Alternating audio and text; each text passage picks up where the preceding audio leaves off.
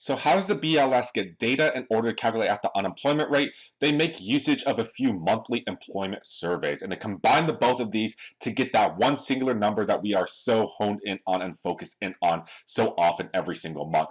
First survey is called the Household Survey, which is a survey of around 60,000 households by the Census Bureau. And the Household Survey is pretty much like a demographic survey, and it gives us a whole bunch of information about the people that live in a particular area.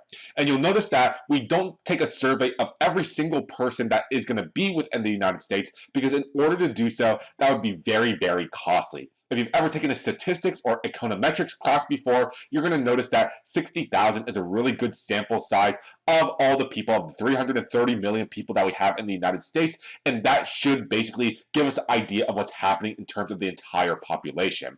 So with the household survey, they're going to send these surveys out by mail, through the internet, by telephone as well, and basically you're going to answer a few questions. And if you ever get one of these by mail, you're going to notice a big bolded statement on there on the envelope that says your response is required by law, but you'll probably ignore it, throw it away in the trash. But then they're going to send you another one, and that's where you're going to take it a little bit more seriously. But I really don't think that they're actually going to come after you if you don't go ahead and answer this survey. I think it's very rare for them to do so. I think they always send two envelopes or two surveys no matter what. And when you answer this survey, it asks you a whole bunch of demographic information. So where you live, what's your age, what your income is, how many family members do you have, etc., etc. But the weird thing about it is that it actually does not ask you whether or not directly if you have a job or not.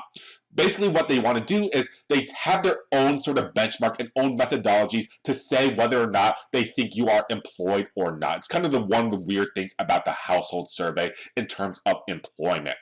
In order for us to get a complete picture, we also include the payroll survey, which hits the firms and corporations. So it covers about 142,000 companies and government agencies. And it basically asks, how many employees do you have at your current place of business? Very, very simple survey. And when we combine the household survey and the payroll survey, that's exactly where we get the unemployment number that we have every single month.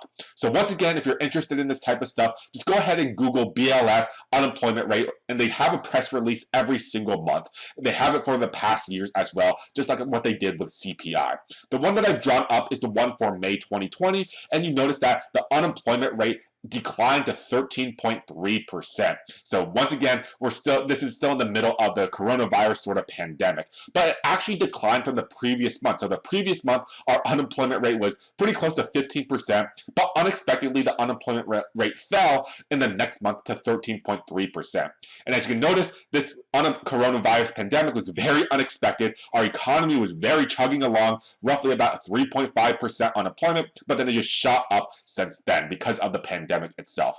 With all of this, we can go ahead and take a look at this entire document right here. Once again, it's a very, very large document. They do this every single month. And what we want to hone in on is for this particular month, May 2020, how do we get this 13.3% unemployment rate?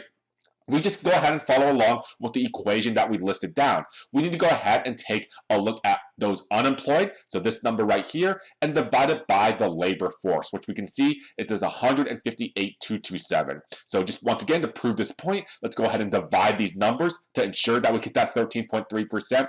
So 20,985 people that are surveyed that are considered unemployed, divided by 158,227, which is the number of people in the labor force, so those employed and unemployed. You divide that through, that's where you get that 13.26%. So rounding up, it's 13.3%. So we're good to go on the calculation there.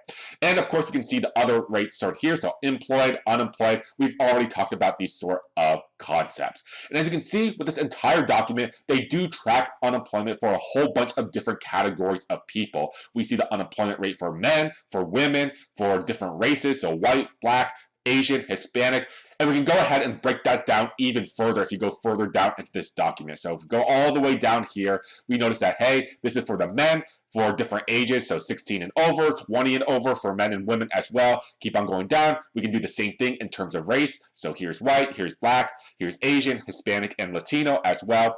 And we can go ahead and break it down by education level as well. That they even get that type of data here. And you notice this is exactly why the vast majority of you are attending college to get some type of degree. You notice that the more education they get, the better your economic outcomes are going to be. So for those that have a bachelor's degree or higher for this time period, your unemployment rate is 7.4%. But if you don't even have a high school diploma, that tells us that your unemployment rate is roughly about 20%. So your economic outcomes are a lot worse. So once again, this is exactly how the BLS is going to calculate out this unemployment data, and they can break it down piece by piece, category by category, just like what they did with CPI and inflation.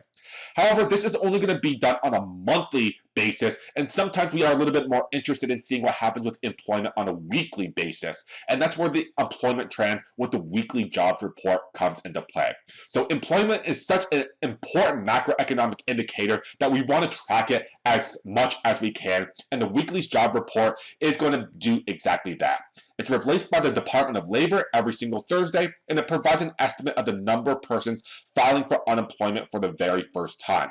So here, if we see a lot of people filing for unemployment, then we're expecting the unemployment rate to go up as well.